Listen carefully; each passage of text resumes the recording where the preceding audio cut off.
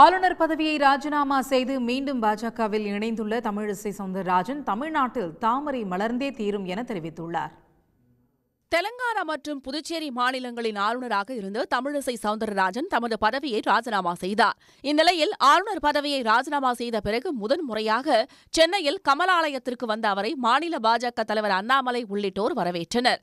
இதனையடுத்து தமிழிசை சவுந்தரராஜன் மீண்டும் பாஜகவில் தம்மை இணைத்துக் கொண்டார்.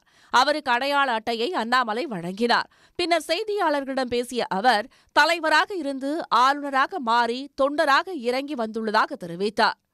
1% கூட அவ்வளவு பெரிய பதவியை விட்டுவிட்டு வந்தேன் என்று எனக்கு தோன்றவில்லை. ஏனென்றால் அந்த பதவியை விட பாரதிய ஜனதா கட்சியின் சாமானிய உறுப்பினர் என்ற பதவிதான் நான் மிகப்பெரிய பதவியாக கருதுகிறேன்.